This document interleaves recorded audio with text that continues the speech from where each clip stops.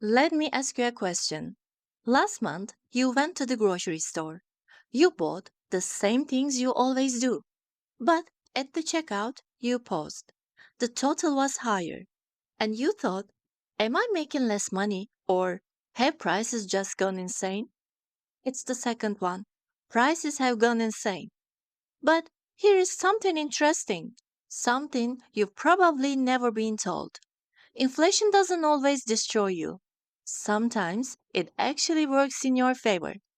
Today, we are going to cover both sides. The side that's quite the drain in your wallet, and why the people who truly understand this game are actually profiting from inflation. If you are ready, let's get into it. Let's start with the basic question. What is inflation? Think of it this way. You have a $10 bill in your hand. Today, that bill gets you a pizza. But a year from now, that same bill doesn't get you that pizza anymore because now the pizza costs $11. The bill is the same, the pizza is the same, but the power of your money has shrunk. That's inflation. Not the disappearance of your money, but the disappearance of what your money can do. Now, set the scene. April 2026. The official inflation rate in the United States is 3.3%. What does that mean? Everything you bought for $100 a year ago now costs you $103.30. Sounds small, doesn't it? It's not. In March 2026, gas prices in the United States jumped 21% in a single month. 21% in just 1 month. Why? Because tensions with Iran escalated. The Strait of Hormuz closed, oil prices shot up. Did you feel it? Or you felt it at the pump? The national average hit $4 a gallon, the highest it had been in 3 years. But stop right there. Gas isn't just gas. That bunch of bananas at the grocery store got there on a truck. That truck runs on gas. When gas gets more expensive, the truck gets more expensive. When the truck gets more expensive, the bananas get more expensive. When the bananas get more expensive, every shelf in that store gets more expensive. Everything is connected. Inflation falls like a roll of dominoes, but you never see the dominoes. Consider this. In 2025, the United States launched a massive wave of tariffs, extra taxes on foreign goods. The goal? Protect American manufacturers. And the result? At first, companies handled those taxes themselves.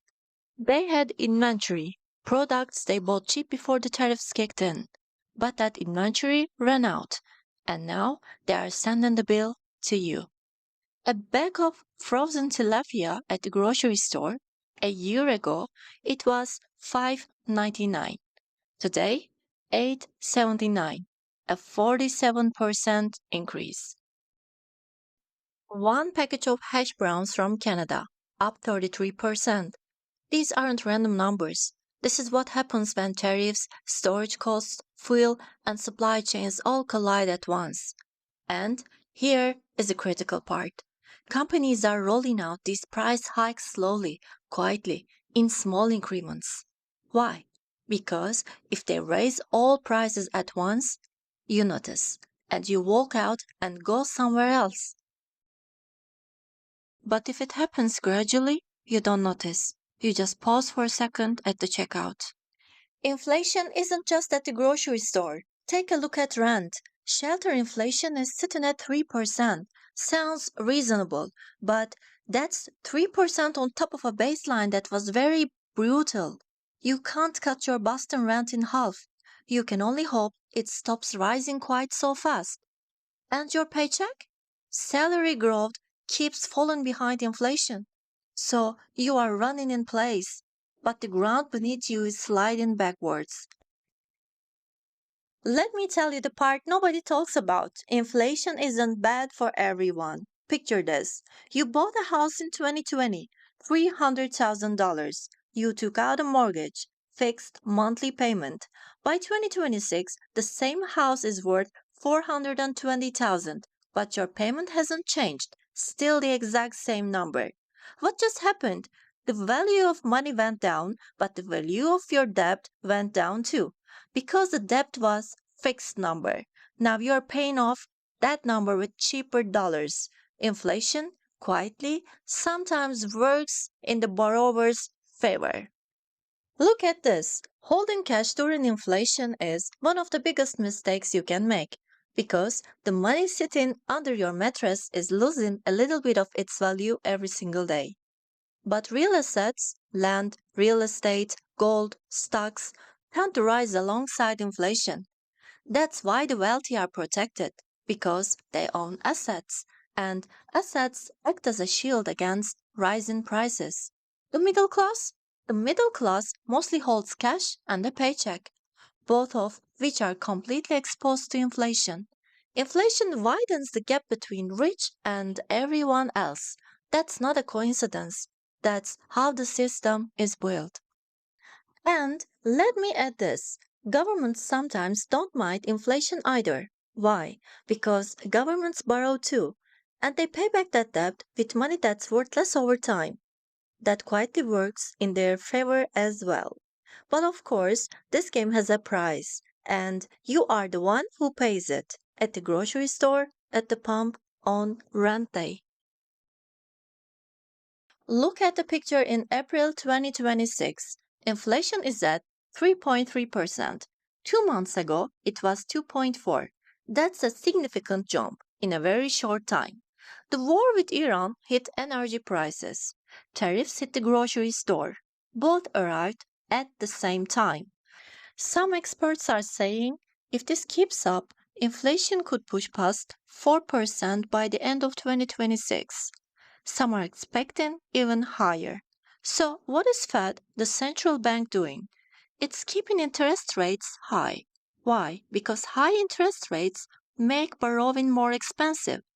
Less borrowing means less spending. Less spending means prices slow down. That's the theory. In practice, you are paying higher prices at the store, and the interest on your credit card debt is going up at the same time. Now we get to the most practical question. You can't change this picture, but you can be smart about it. First, holding cash is a loss. During inflation, your cash loses purchasing power every single year. Know that. Second, fixed rate debt can actually get lighter with inflation. Variable rate debt does the opposite, it crushes you. Pay attention to your spending habits. Companies are raising prices in small, quiet increments. You might not notice, but if you track your spending, you will. And fourth, perhaps the most important, not everyone feels inflation the same way. Lower income households spend a much larger share of their income on things like food and energy. Inflation hits them harder. The wealthy, meanwhile, are shielded by their assets. Inflation is an unfair tax, and the ones who can least afford to pay it are the ones who pay it the most. Inflation doesn't steal your money, it steals the value of your money. And it does it so slowly that most of the time you never even see the thief. So, what about you? Will you be one of the ones who makes it through? Follow the channel, turn on notifications, and stay alive out there. Now, wait a second. Everything I just told you came from America. 3.3% inflation, $4 a gallon at the pump. Frozen fish up 47%. But somewhere out there, someone is watching this and thinking, 3.3%? I wish. And they are right. Turkey lived through what America is only beginning to fear, and it lived through it much harder. Official inflation crossed 80%. During some periods, independent researchers argued that the real number was even higher than that. The Turkish lira hit historic lows against dollar. Prices changed overnight. You go to sleep, wake up, and the price you paid yesterday simply didn't exist anymore. And yet, people survived. Business stayed on their feet. The economy kept moving. How?